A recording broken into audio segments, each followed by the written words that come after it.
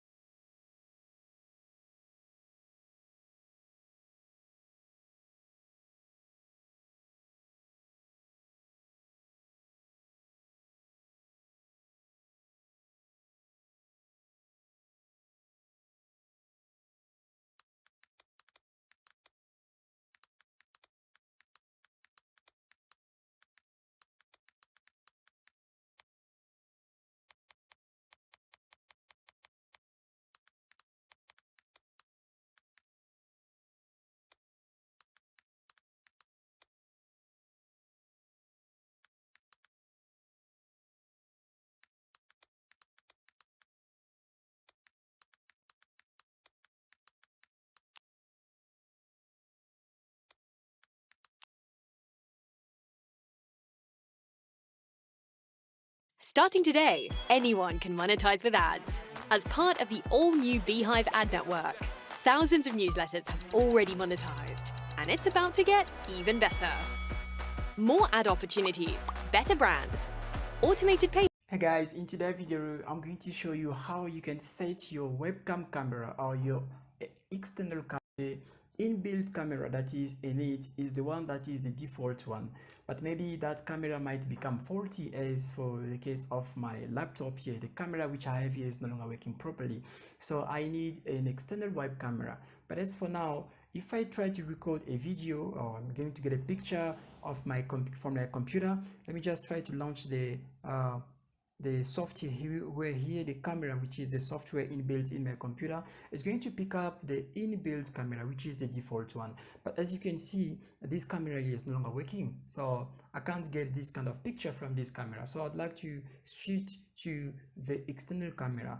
But as for now, I got a web camera, an external one, which is plugged into my computer, but it cannot just be picked up, because the camera which is inbuilt in my computer is the one that is the default one. So if I try to go to the settings here, looking for a place where I can switch to my external camera or to my webcam camera, I don't see such thing. So it does not to default for now. Will give you so which I can code, because now if I click on it, you can see that the or maybe or the window does not give you that for your things that you can do to follow. In simple, you have to right click and then you select properties. It's going to give you this little window, which this is the control panel of your computer. Then you come all the way down here to device manager, and you're going to select let me just try to expand it. I'm just gonna put this guy down here. All right, I think that's fine. Then this is the name of my web camera, or Rapu camera. This is the web camera that I plugged into my computer. But the one that comes, the one that is inbuilt, the one that comes with within the system, is Lenovo Easy Camera. Lenovo is the name of the laptop that I'm using, so it's also. Then you come to this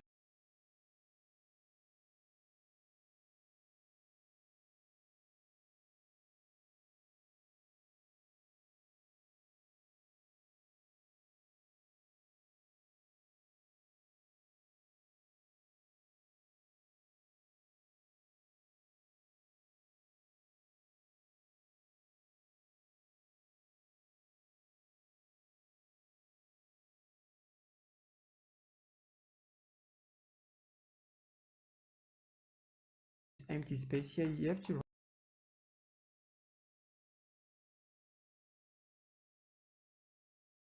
right click and then you select properties. It's going to give you this little window, which this is the control panel of your computer.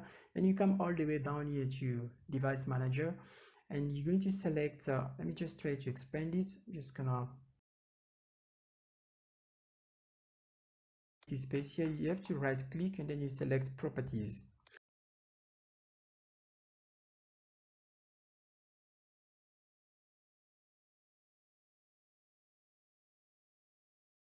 It's going to give you this little window, which this is the control panel of your computer. Then you come all the way down here to device manager and you're going to select let me just try to expand it. I'm just gonna put this guy down here. All right, I think that's fine. Then this is the name of my web camera or Rapu camera. This is the web camera that I plugged into my computer.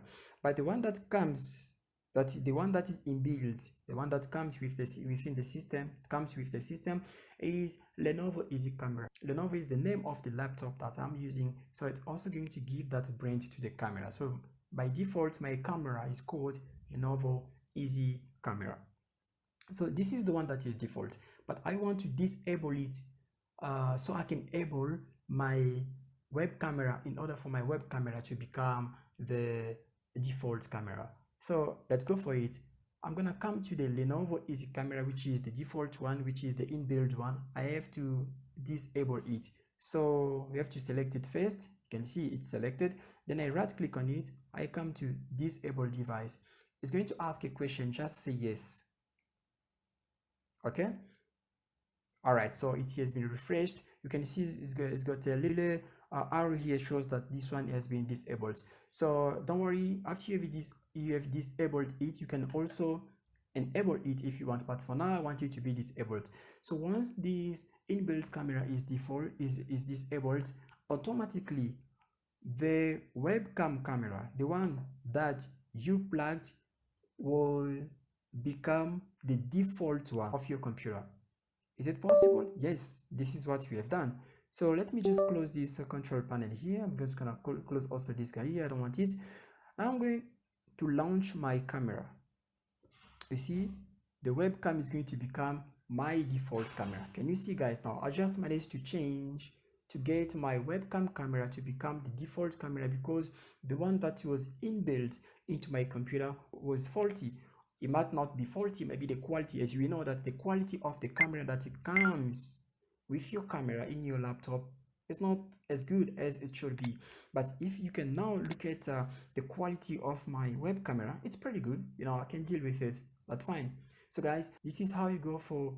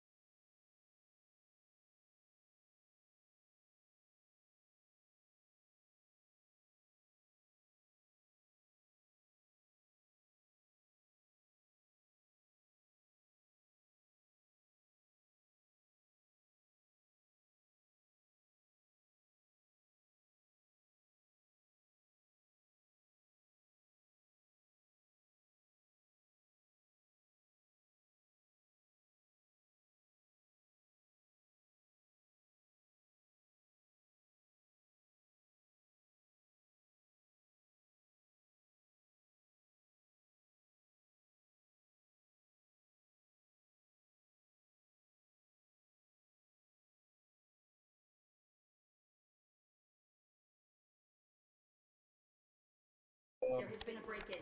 All security personnel. He's got it back. Okay, I was like, No, it's not even on your screen for me. I have like 70 FOV for some reason now. Oh my. Wait, is this a new beta for Vector though? Other wing. It don't matter. Oh, I Go see. This one closest to us. Well done. I'm gonna go hit interrogation real quick. Yeah, we're just at 70 FOV. This is what it is. Exits? Oh my god, I just noticed that. Yeah, it's fucked. I see like my laser, like the actual beam is like on top of my laser. Shit is goofed up. Yeah, I see it. That's cooked. What call actually? I'm gonna go full now. Min max time. I got this. Oh, that wasn't me. I call Wasn't for a me. museum. Damn. Oh my god. Well, for V is like normal if you scope in. Like when I start scoping in, my for V instantly like increases and then decreases. Oh, oh! Oh. Wait, I'm cheating. He's cheating. Oh my... Wait. What am I looking at right now? It's like, bro, it's like HUD show. What am I looking at It's like right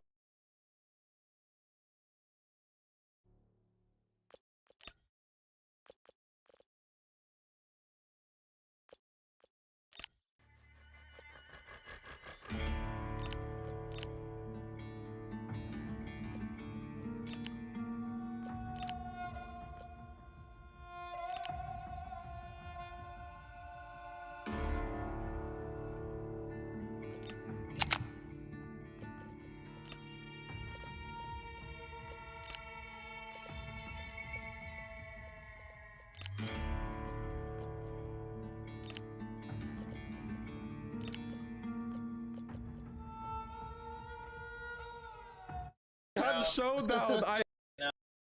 Well, for V is like normal if you scope in. Like when I start scoping in, my for V instantly like increases and then decreases. Oh, oh! Oh. Wait, I'm cheating. He's cheating. Oh my...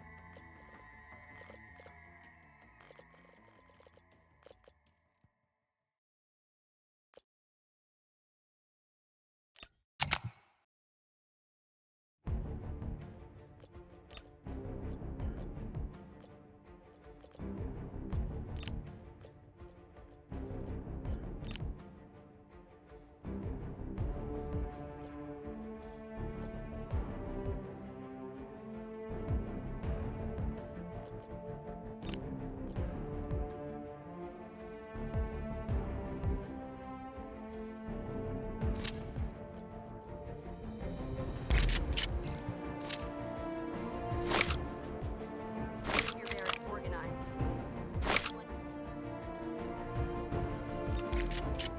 Good to see you, operators. Another beautiful day in Asara. By beautiful, I mean hot, dusty, and dry. But hey, always have a Could use a day at the range. Whoa.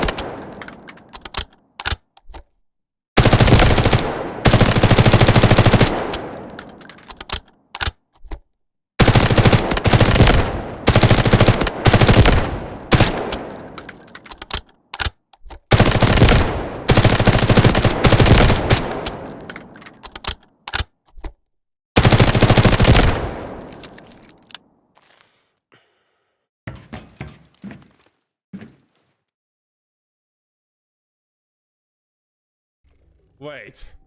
What am I looking at right now?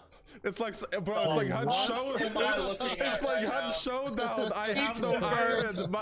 Cheats confirmed. No, I have a better iron sight now. I have a better sight.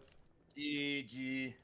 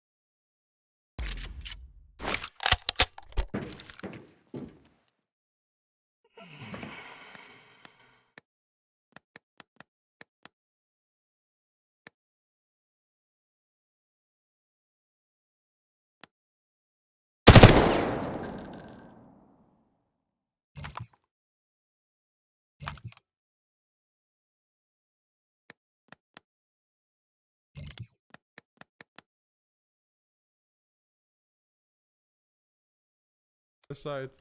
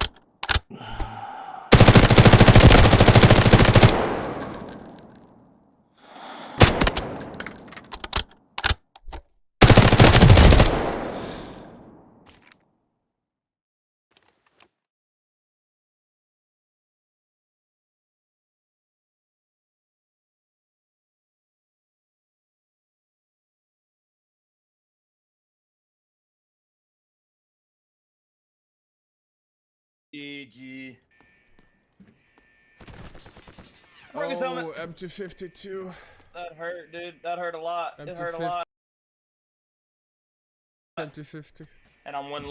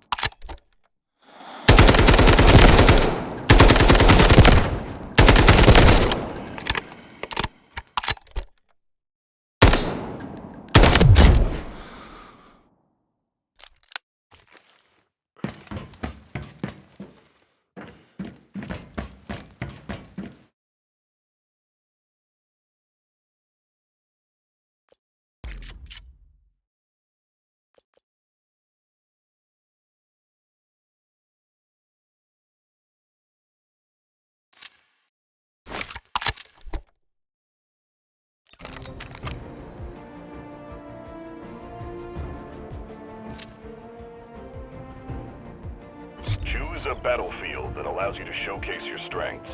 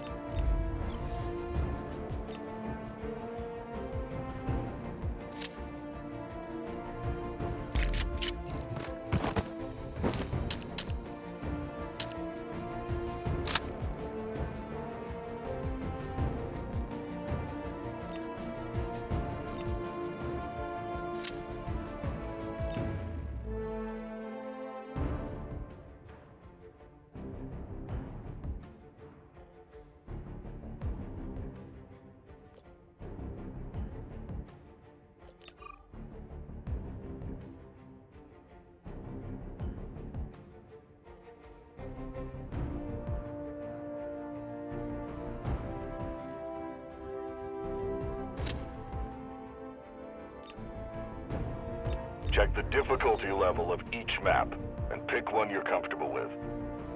Check the difficulty level of each map, and pick one you're comfortable with.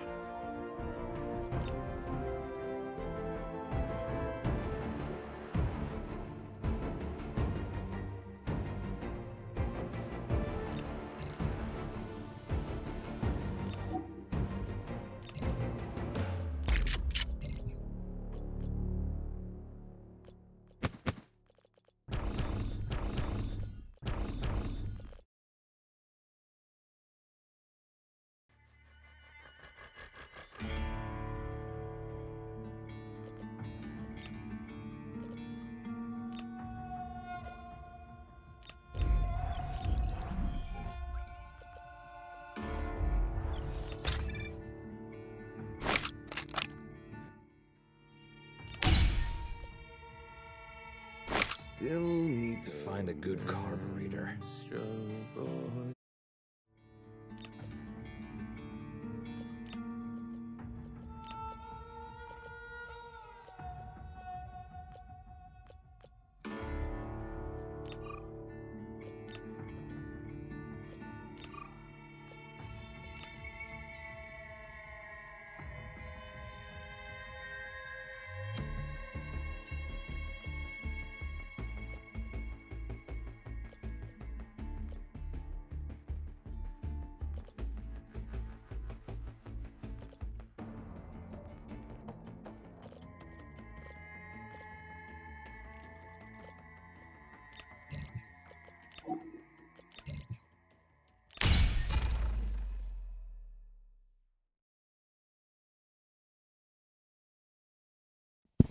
Hello. Check, check, check.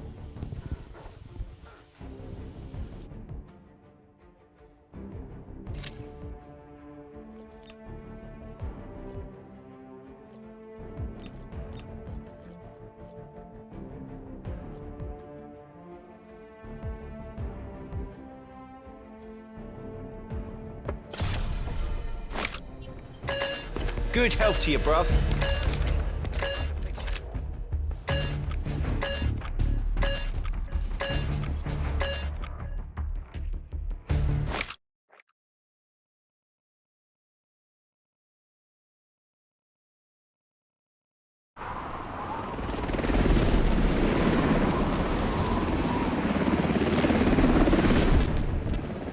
We're landing. Let's review the objectives. Keep them in mind. Complete the mission for rewards. Find high-value items and extract.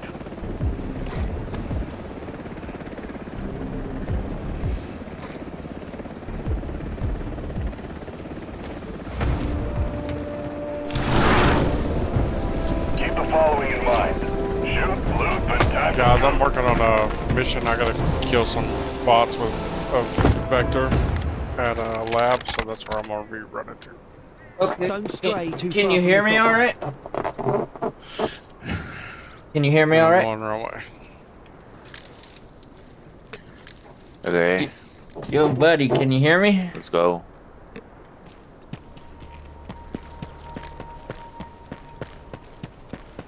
Yo, can you guys hear me?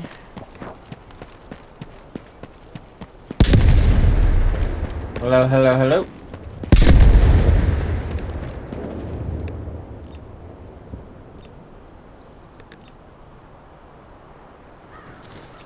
I hear that behind us. Watch out. Hello? Can you hear me? Take some cover. Hello, hello. I don't know if you guys can hear me or not. Okay. Darn it.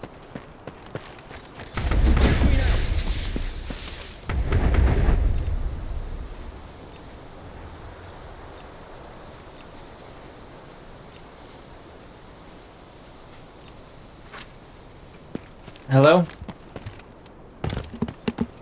Yo, can you guys hear me?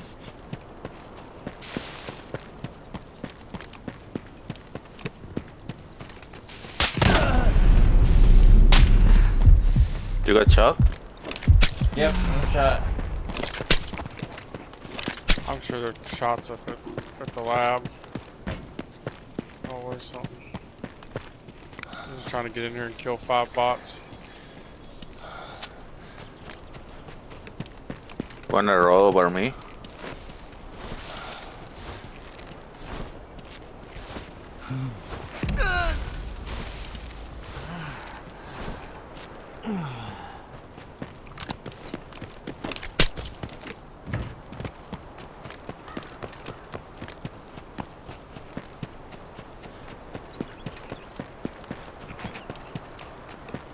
This building is so hard.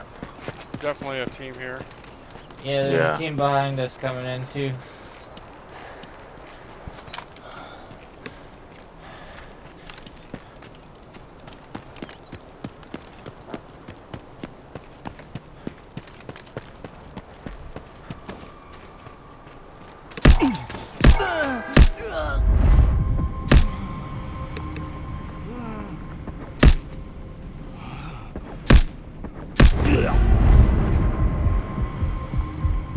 Okay.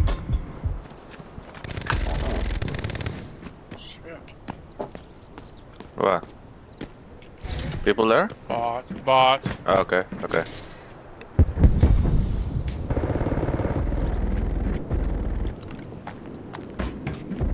The Havoc train has arrived at the station. Watch out for the guards while you're looting.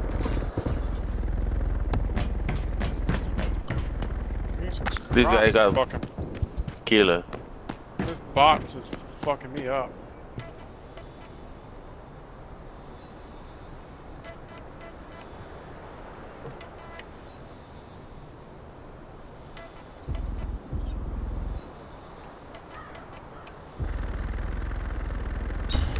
Stay clear of the blast.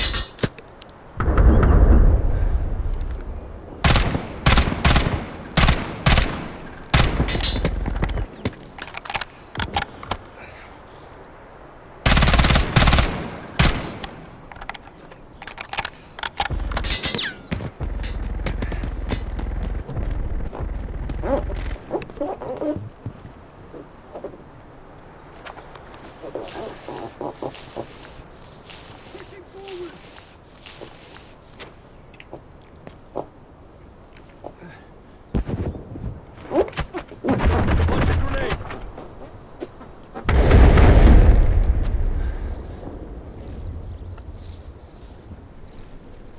What killed him? A bot?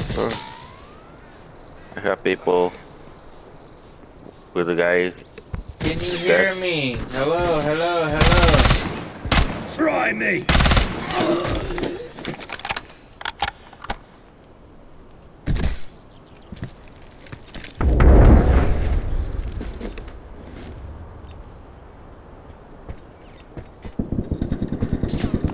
Hello? I down one. Okay. Give me just a second, I'm still healing. Did you pop smoke or him?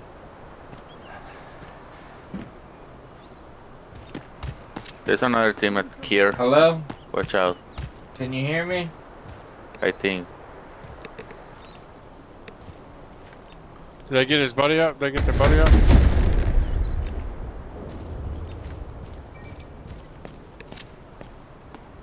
Hello? Can you hear me?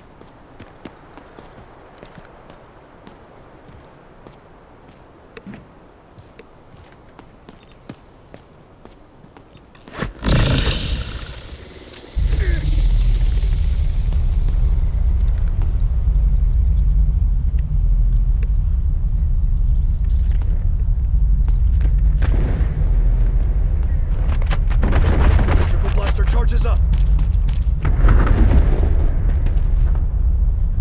There's one on me. Okay.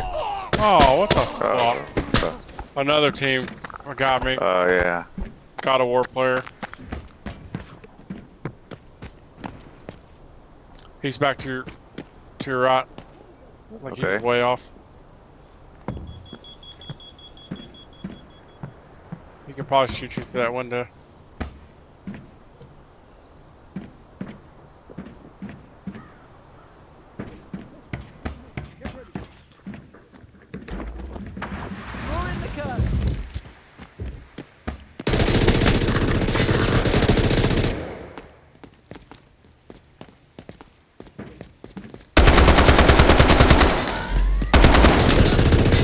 Oh, behind me. Fuck.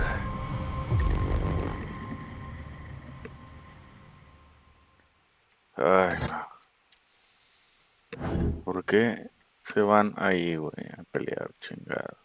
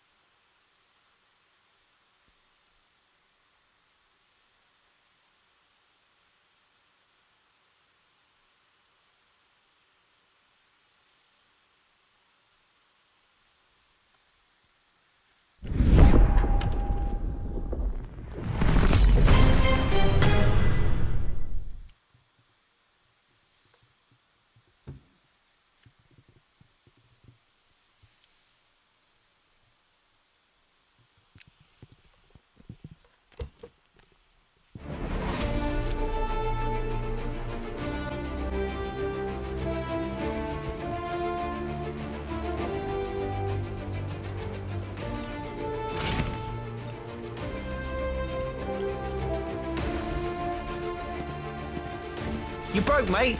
I can fix you.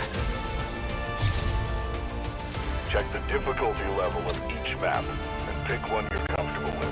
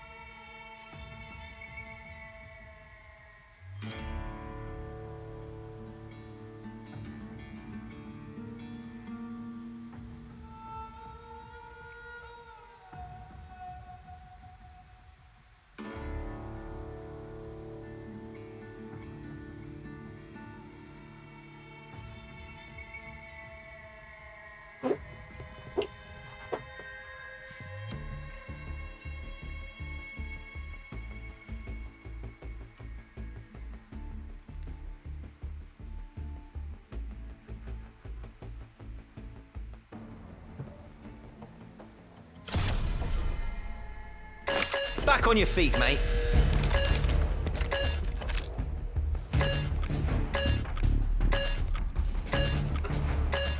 Hello, guys. Can you hear me? Hello? Hello, hello? Can you guys hear me?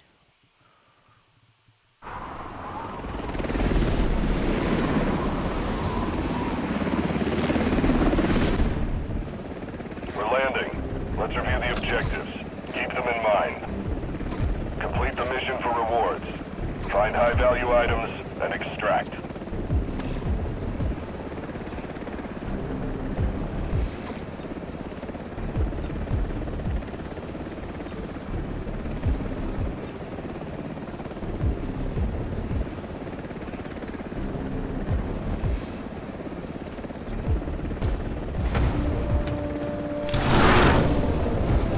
Keep the following in mind. Shoot.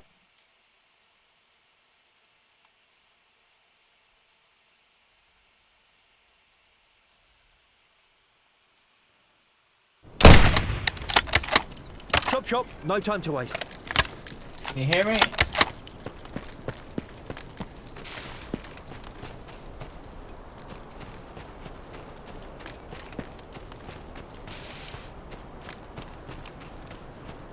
Jump if you can hear me.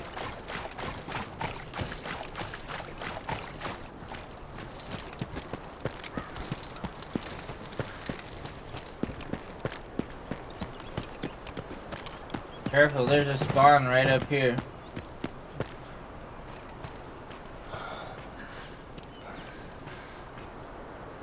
Target located.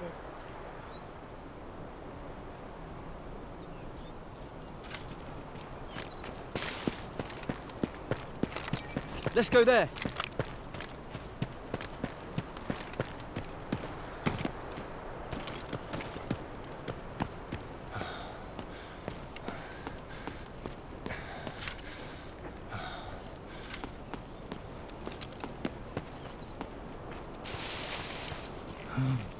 Great. Eliminate the high-value target and get your reward.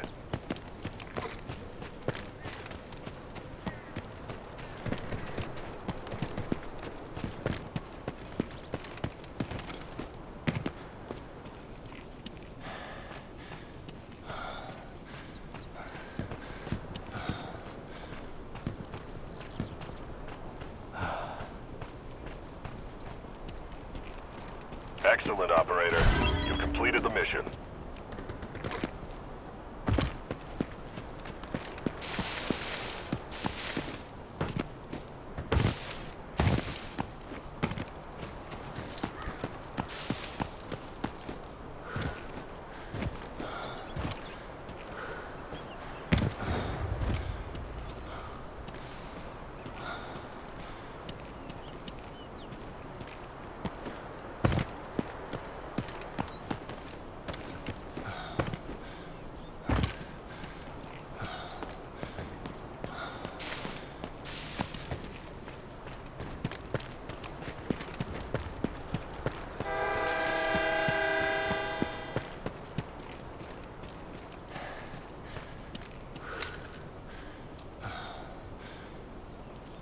Move there.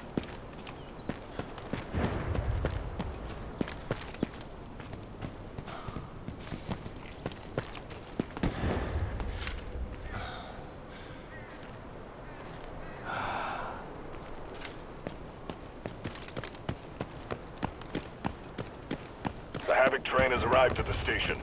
Watch out for the guards while you're looting.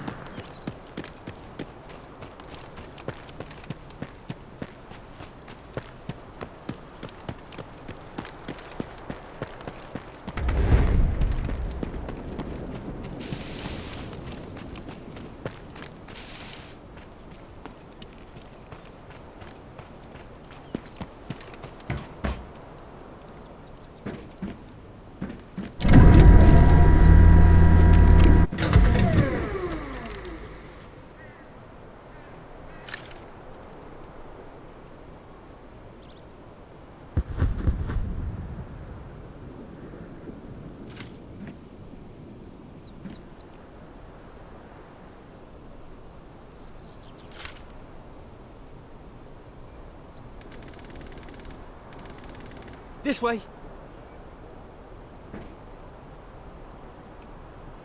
Bro, why'd you just run in there, bro?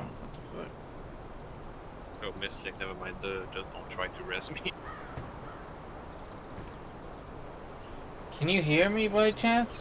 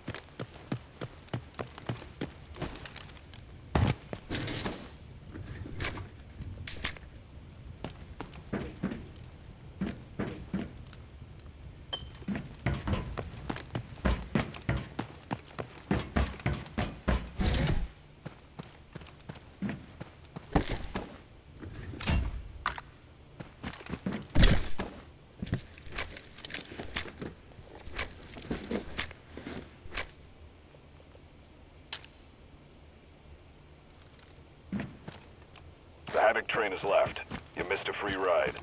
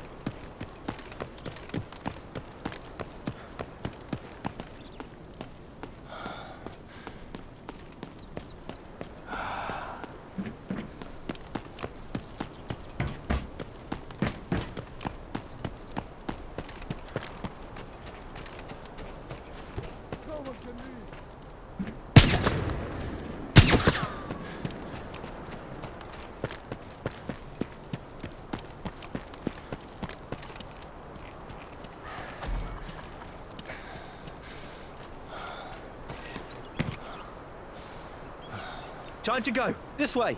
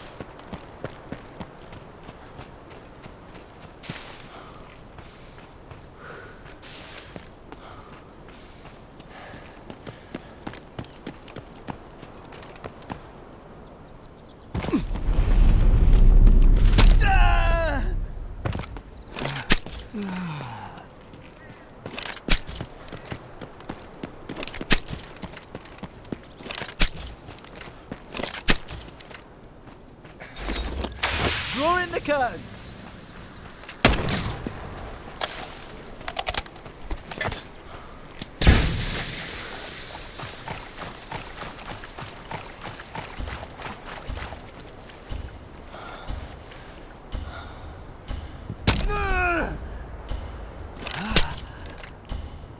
The egg's in the basket. Welcome back.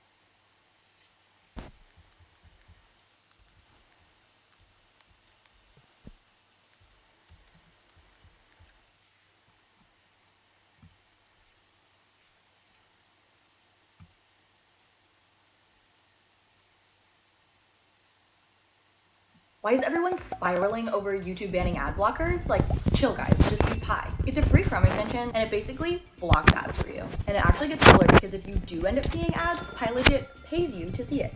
I didn't even know these were ads in the first place, but I'm the first chapter of this video. So what is laning? Well, if we take a look at the map in Deadlock, you'll see that we have 4 different lanes. We have yellow, orange, blue, and purple. And for people with different types of color blinds, each of these lanes also have the first letter of the color on it. So that's how you know which one is which. Now on these 4 lanes, a group of friendly and enemy troopers will spawn in every 30 seconds. They will drop down and they will start fighting each other eternally until the end of times. And your job as a player is to go into one of these lanes and kill the enemy troopers before they're killing yours. The first reason for this, again, is to push out the map. There's a bunch of different buildings on each lane, and those buildings have a lot of health and they do a lot of damage even to players. But if you've got friendly troopers with you pushing those buildings, they can tank up all the damage, die for you, and you can safely hit those structures. Again, this is how you eventually hopefully win the game. But even early on, if you feel like you're not getting too much done, getting just a single guardian can often make a very big difference as the game goes on, because it will take away the nearby item shop for the enemies, which we'll get to soon, and it will award you with extra ability points, which we will also get to soon. Now the second reason, and perhaps the primary reason you want to be killing these troopers early on in the game, even if your opponent is doing the exact same thing and you feel like you're not getting much done, you want to be killing these troopers because every time you kill one, you get some souls. And those souls are Deadlock's main form of currency. Every wave of troopers has 4 different individual troopers in there, and when you kill them, they will all give you the same amount of souls, which would be 75 per kill at the start of the game, amounting to 300 souls per wave. And despite all of the troopers giving you equal souls, that doesn't mean that all troopers are made the same. In fact, every wave will have one special healer trooper that will periodically send out waves of healing that the player can also benefit from.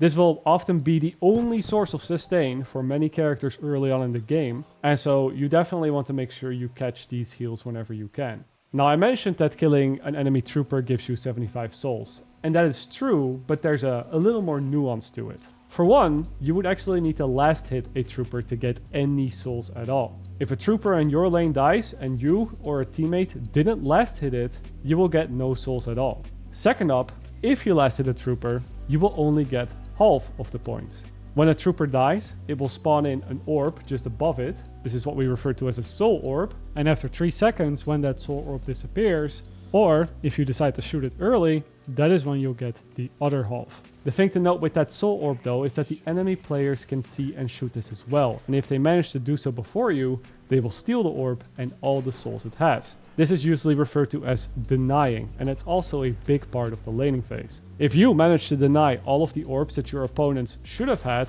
while also securing your own, that is not only the fastest way to get ahead early, but it will also severely handicap whoever you're laning against in the mid game, because now they have to spend more time farming up before they can buy all their big items. A good tip that I have for you as well is that the troopers can also be last hit with a melee attack, and that does not release a soul orb into the air. Instead, it just gives you the full amount of souls, without the opponent having the chance to even steal them in the first place. As the troopers take damage, you will actually see them change color, which is a good indication of when they're primed to last hit, and they'll even do a little death animation just before they're about to die, which gives you a little bit of time to still last hit them if you're a bit late. As for the melees, you both have a normal melee and a charged melee, with the charged melee doing a lot more damage, making it much easier to last hit troopers with that.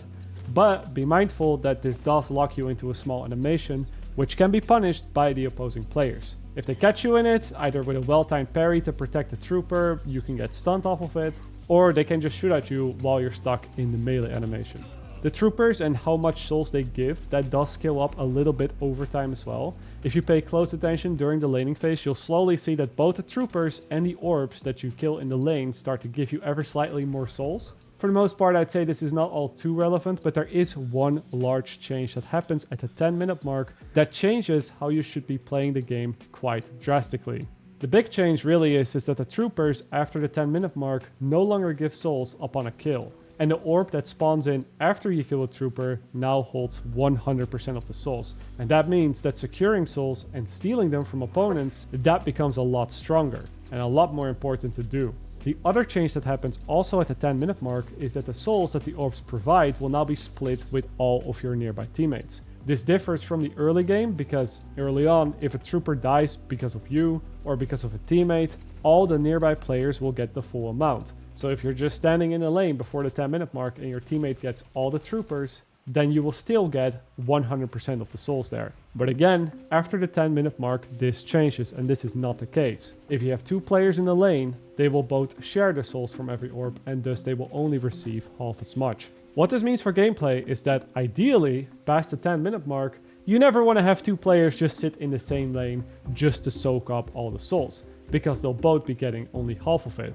Of course, sending multiple players over to a single lane to try and get a quick kill, that is completely fine. And you can also play more together if you're planning to push a building.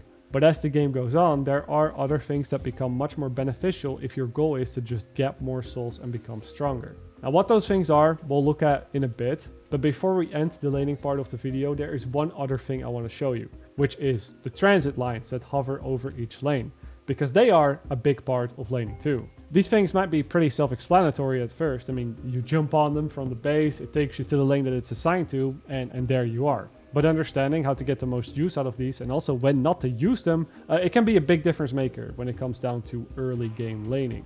What I see a lot of new players do, for example, is use the boost that you have right at the start of the game. Maybe to get to their lane faster than the opposing players. And while in very, very rare cases this might have some slight benefits, it's almost never worth doing because the boost has a 300 plus second cooldown. I think it's like 340 seconds in the current patch. And the first troopers, they take a while to get there in the lane as well, because those two will use the transit lines and they spawn in after the players spawn in. So yeah, use the boost wisely, and if you have used it already and you quickly want to know what the cooldown on it is without having to jump back on the transit line, well, you can see it right next to your map. This little thing right here, that currently tells you what your boost cooldown is. Now this video is not going to be an in-depth laning tutorial, like what the best chances are of you winning your matchups, what are good matchups, what are bad matchups, how to win from behind. I'm gonna save that for a later video if people are interested. But I'll say one thing about the boost: if you're looking for a tip, it's best to just save it for when you get low into the lane and you need to heal up. Because if you're in your base, you will heal all the way back to full health, and this transit line boost, it lasts 30 seconds. So you can use it on the way to the base and then also going back into the lane. There's enough time for that. And of course, alternatively, let's say you die early on in the lane, you completely messed up and you made a mistake. Having a boost on your first respawn to instantly get back to your lane, that is also invaluable. There is a bit more to it though, and this is really important to keep in mind, is that you can't just jump on the transit line while you're in combat. First of all, you're not going to be able to jump on it for 2 seconds after being shot at, because the game just won't allow you to do it, so you have to make sure you're not getting shot at first. And when you just jump on it for the first time, there are a few seconds there that you can get knocked off, which stuns you and dishes out a lot of damage. This means that you have to be really aware of where the opponents are when you jump on one of these transit lines, or else you might just get punished for trying to get back to base quickly. After 3 seconds of being on the transit line, you'll be where opponents are when there, so you have to make sure you're not on the transit line or respawn to instantly get back to your lane. That is also invaluable. There is a bit more to it though, and this is really important to keep in mind, is that you can't just jump on the transit line while you're in combat. First of all, you're not going to be able to jump on it for 2 seconds after being shot at, because the game just won't allow you to do it, so you have to make sure you're not getting shot at first. And when you just jump on it for the first time, there are a few seconds there that you can get knocked off, which stuns you and dishes out a lot of damage. This means that you have to be really aware of where the opponents are when you jump on one of these transit lines, or else you might just get punished for trying to get back to base quickly. After 3 seconds of being on the transit line, you'll be safe. You'll see this light appear around your character and over the hands, which indicates that you cannot get knocked down anymore. You can still take damage, you can still get slowed, but you cannot get knocked off. Also, last up about these transit lines is that they only take you as far as you have pushed the lane. At the start, this means you'll always end up in the middle of the map because it is a complete tie, but depending on how the game goes, that also means that by the end, the transit rails might very well take you all the way to the enemy base, or in other cases won't even go so much outside of your own base. And as a bonus, if you manage to break the 2 opponents' guardians all the way at the end of the lane just before their base, then the transit line will give you a permanent boost, so you won't have to worry about the cooldown anymore. So yeah, that's it for transit lines. Now that we know what laning is and how it works, let's look a bit more precisely at the souls and the player levels that you'll be getting from killing those troopers. So first and foremost, the souls that you gather during a game, no matter where they're from, they will level up your character, which comes with all sorts of benefits. You'll get more weapon damage as you level up, more base health is another, you'll unlock more abilities, you'll get more ability points, which can be spent on upgrading those new abilities, and some characters may even have some special stats that they receive. Upgrading another, you'll unlock more abilities, you'll get more ability points, which can be spent on upgrading those new abilities, and some characters may even have some special stats that they receive every time that they level up. The amount of souls that you need for a level up is the same for every character, and you can find the exact values by going to the character menu and clicking on this thing right here. You'll see a whole chart of how much souls you need exactly every time you level up. Another place to see this in game while you're playing is by simply looking at the flask logo here that is right next to your health bar. It will always tell you exactly how many souls you need until the next level up and what you will get with that next level up. And yes, that means that at the start of the game, when you have 0 souls gathered, you only get to choose between unlocking one of your 4 abilities, and then you'll only get the next one at 400 souls. Then the next one at 1500, and then you get your ultimate ability at 3000 souls. Now while you're in the laning phase especially, it is important to keep track of these. Not just how many souls you have, but also how many souls the opponents have. And that goes double for the person you're laning against, because unlocking new abilities, that usually is a huge power spike. Take your ultimate ability for example. If you do a better job at denying your opponent's souls and confirming your own, then you'll likely get your ultimate ability earlier. And as the name implies, getting your ultimate ability gives you a huge advantage over your opponent. The same goes the other way around. If you've missed some troopers and you're behind on souls when your opponent reaches that 3000 mark, you have to be a bit more careful and just play a bit further back. And yes, you can just see everybody's total soul count on the top of the screen, as well as their ultimate cooldown by the way, which is this circular thingy that shows you exactly how far everybody is from getting their ultimate. So yeah, all of that is just a good thing to keep in mind. Early on, he is from getting their cooldown by the way, which is this circular thingy that shows you exactly how far everybody is from getting their ultimate. So yeah, all of that is just a good thing to keep in mind early on, but also later in the game to see whether you can take a fight or not. As for the ability points, you probably already saw it, but as you get further into the game, you'll get a lot of these. You'll level up a bunch, I'll show you as well. But take in mind that to upgrade the second upgrade for any of your abilities, or the last one, it takes 2 ability points and then 5. And yes, if you misclick by accident, if you upgrade an ability that you didn't want to upgrade, there is also a way to undo it. You have a window of a few seconds, and this of course only works if you haven't used the ability after you upgraded it. But yeah, if you mess up, you can click on the specific upgrade tier of the ability after purchasing it while holding Alt to undo it and get all the points back. Quick little tip right there. So that's souls and leveling up and getting ability points for you.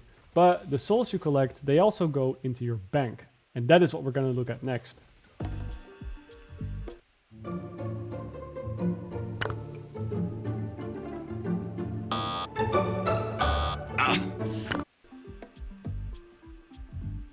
So yeah, you might have already noticed this number on the bottom left of your screen, which is the amount of souls that you currently have in your inventory and what you can spend in the shop. Now to see what is in the shop, you can at any time of the game press B, where you'll be met with this menu, which has a bunch of tabs and a bunch of categories of items that buff your character in different ways. This is probably the single most overwhelming part of the game if you're just getting into it, especially if you don't have much experience playing MOBAs. But this item store is actually a lot more straightforward than you might think, and dare I say, it is quite simplistic and streamlined in comparison to more traditional MOBA games. And yeah, even though you can open the shop menu at any time to see what is available, to actually purchase any item at all, you'll first need to be either in your main base or at one of the shops located around the map. At the start of the game, each team will have 5 shops located on their side of the map. There's 1 shop on each of the 4 lanes, and then there's the so-called secret shop in the tunnels in the middle of the map. Now the shops in the lanes, they only stay open for as long as the front guardian of that lane stays alive. I already mentioned that earlier, but yes, that means if you kill the opponent's front guardian, that will take away their item shop. And then that person that is on that lane will have to go back to base or to a different lane every single time they want to buy an item. If all of your guardians are dead and there are no more item shops in your lanes, then you could always go to the secret store. That one stays open indefinitely. But the only caveat is that your enemies can also make use of it. So be careful when you go in there, or you might just not come back out. As for the items in the store, you'll see that there are 3 main categories to choose from. There's weapon, vitality, and spirit. And all of these items respectively buff your weapon damage, your survivability, and your abilities in different ways.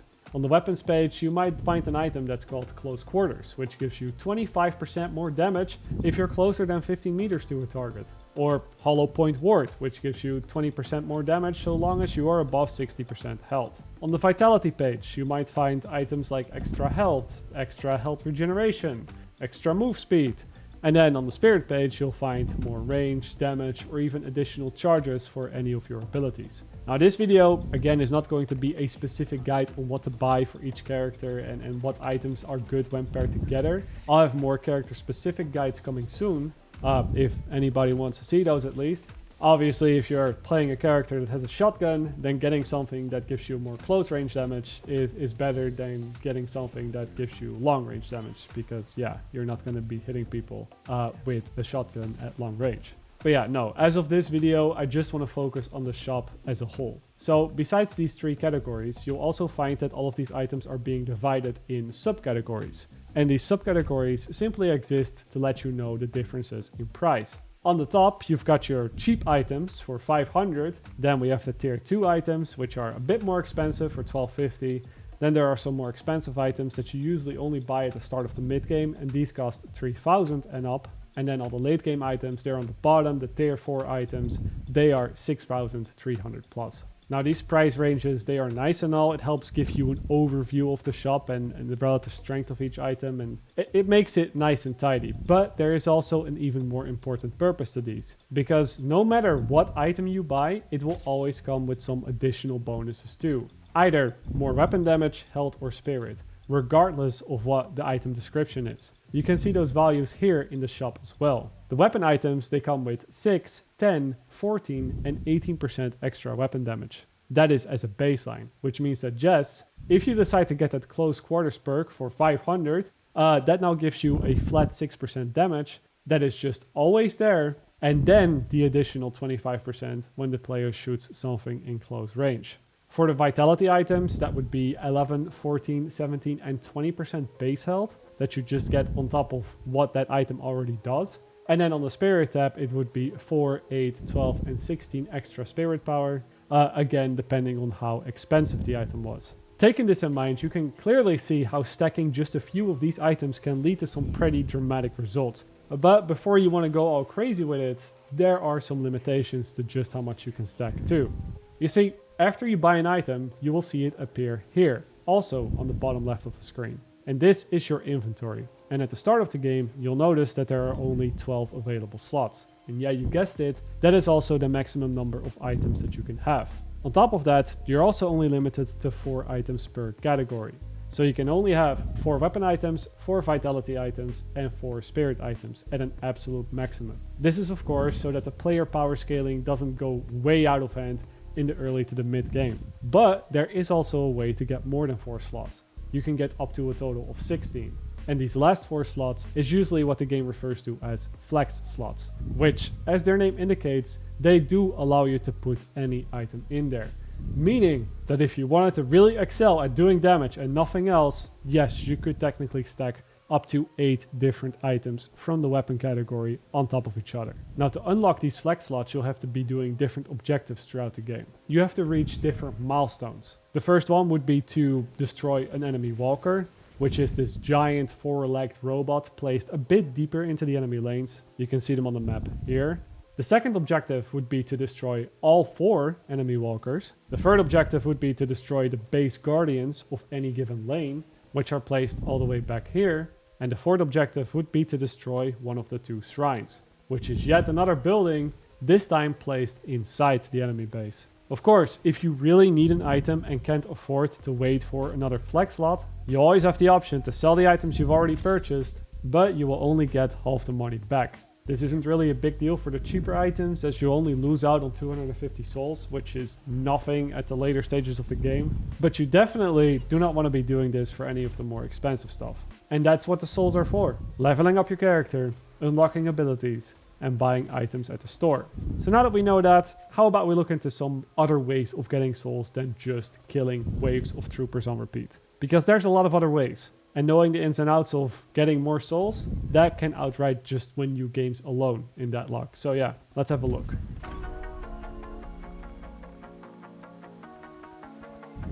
One term that you will hear players throw around a lot is jungle. And what this usually refers to is all the area of the map that is not on the lanes. Now in Deadlock, this doesn't look like much of a jungle, but in League of Legends or Dota, it does. And this term, jungle, has sort of just carried over from those games. Now what you'll find in between the lanes, in the concrete jungle, so to speak, are mostly just a lot of neutral camps, which are camps with monsters there that will not attack you unless you attack them first. Now the reason you might want to go for these camps and kill these monsters there is because killing them gives you a bit of souls. And especially if once you get to a later stage in the game where you're fast enough to clear these camps fast because you have all your abilities, then it becomes very beneficial to start doing these in addition to clearing out the waves. Deadlock has a few different type of camps, all with varying difficulties and rewards. You'll have the easy camps, which are indicated with a small triangle and located on these locations. Then you have the medium camp, which is just the same small triangle but with a small dash underneath it. And then there's the hard camp, which also has a triangle but with 2 of those dashes. The main difference is just how much damage these monsters dish out, how much health they have, and also how much souls they give you for killing them. There is another type of camp though, and they're indicated with this rectangle thing on the map with a little circle in it, which are slot machine camps, I think.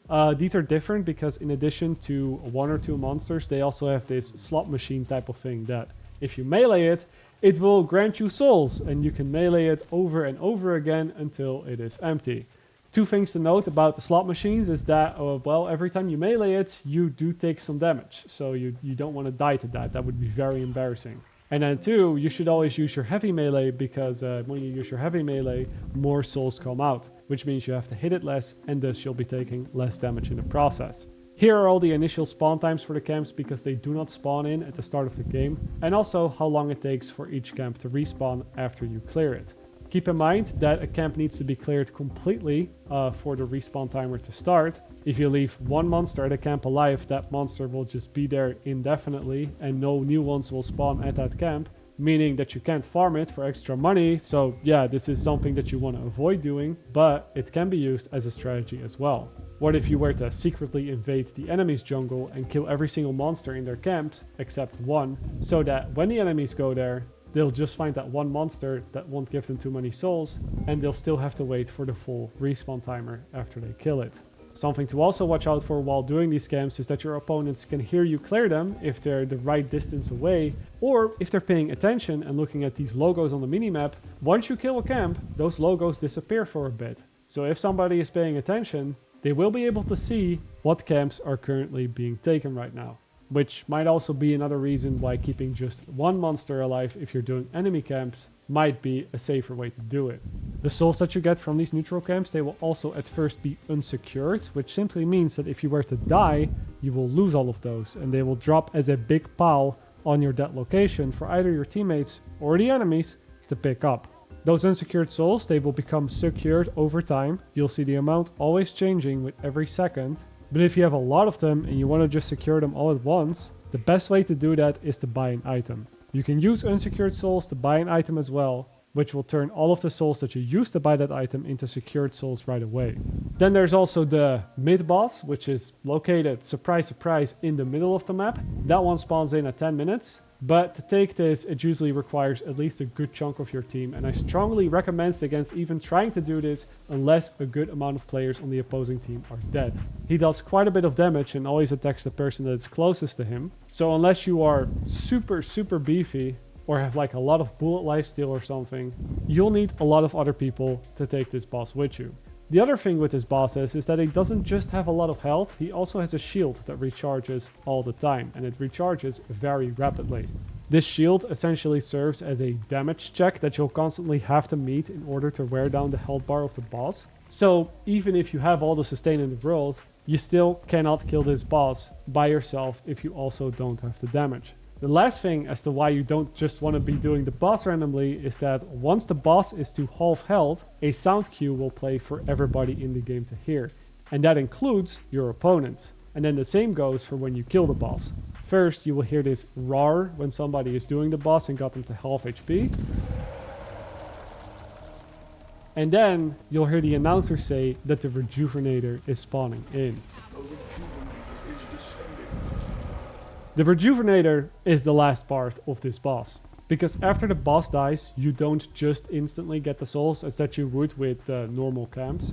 No, when you kill this boss, it spawns in a crystal on the top of the pit that slowly goes down, and whichever team manages to break this crystal with a charged melee first, they get all the rewards, no matter what team actually killed the boss. This reward comes in the form of a temporary buff. This is called the Rejuvenator, which allows all the players on the team that received it to respawn 50% faster on their next death. And then it also buffs the health and the damage of all friendly troopers to make pushing the enemy base a bit easier.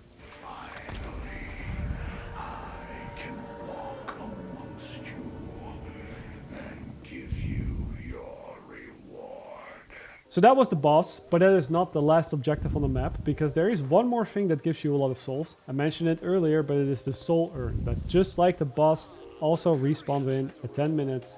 And despite Valve's best efforts to make players notice it, the urn usually goes overlooked in a lot of the newer player games. But running the urn, as it is called, is definitely worth your time throughout the mid game. The urn always spawns in on either the yellow or the purple lane, and the goal with that is to simply pick it up and bring it to the other side of the map, upon which you'll be rewarded with a lot of souls.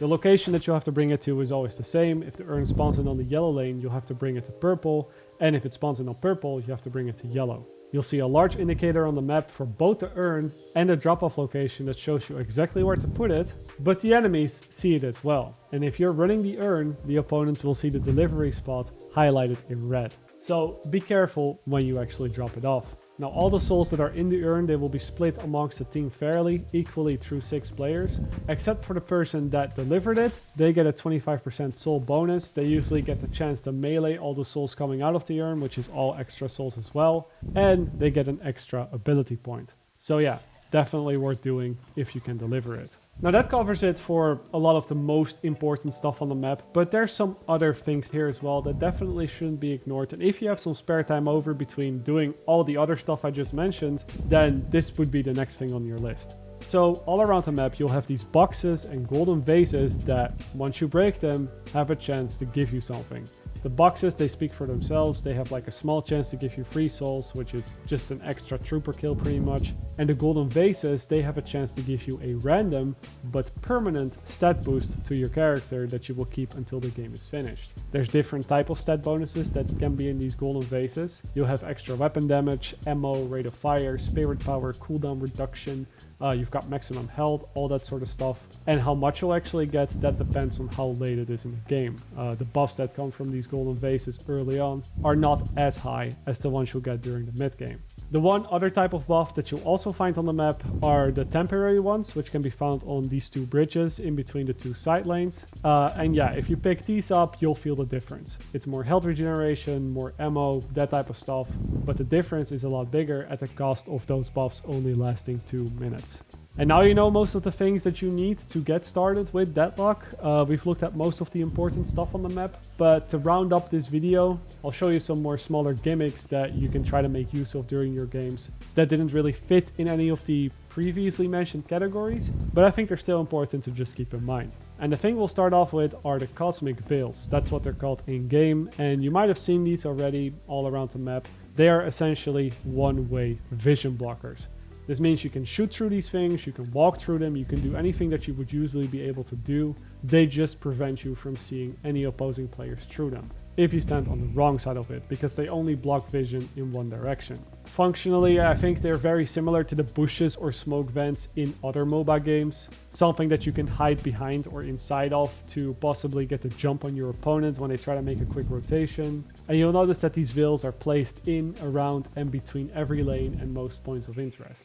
Breaking line of sight also prevents your opponents from using their targeted abilities on you, which means that even if they know exactly where you are, using these veils can still provide very large benefits. Next thing I want to show you is these different teleporters that are placed around the map, mostly from yellow lane to purple lane, and these are pretty self-explanatory, they just teleport you back and forth, but I wanted to mention them because a lot of people often overlook them. They're very useful if you want to make a quick rotation or catch a quick wave on the other side of the map, but you don't want to use your boost to transit all the way back to base, and they also work great for ganking. There's also these various trampolines that send you upwards or sideways all around the map, and they are also good for making quick rotations, not to the other side of the map, but more towards the middle.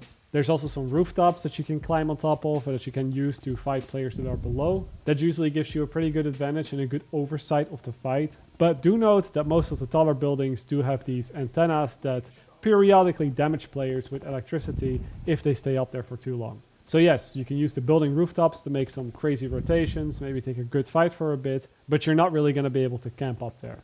The last tip that I have for you is to make good use of the ping system. The ping system in this game is surprisingly good. You can ping specific opponents, which will highlight them in red for everybody of your team to see. You can ping specific cooldowns on abilities to let the team know you're ready to go in, or maybe that they should wait a little bit. You can ping on the minimap to show where you're going, or maybe tell your teammates where to watch out and whatnot. And you can even draw on the minimap to show your team that you are unhappy with their performance. The ping system is really good, okay? So if you don't want to use your mic, use that.